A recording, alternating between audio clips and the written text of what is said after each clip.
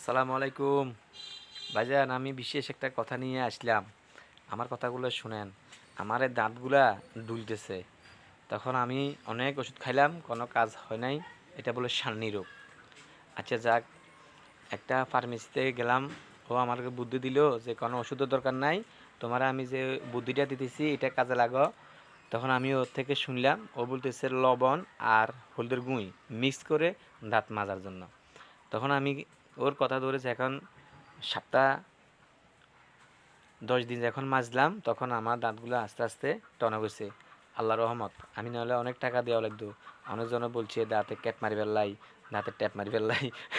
এগুলা না করে এটাই করেন। আপনার যদি কেউ সমস্যা থাকে ইনশাল্লাহ দেখবেন দাঁত লড়া থেকে মুক্ত হয়ে যাবেন।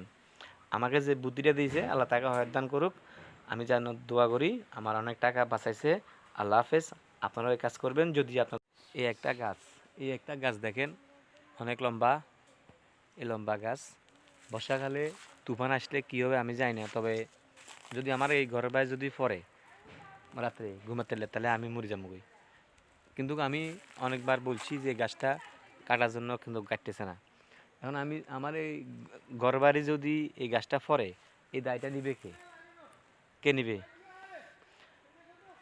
কয় টাকার গাছ?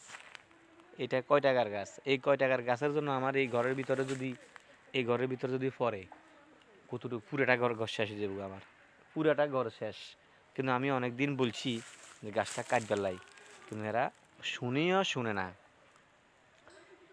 এই জন্য আমি ভিডিওটা বানাই, আমি প্রমাণ রাখতেছি যে গাছটা, এই দেখেন কত বড় গাছ। এই গাছ কতটুকু লম্বা যাবে, কতটুকু লম্বা যাবে, মানে আমার আমার ঘর শেষ, আমিও শেষ, মরে যাবো।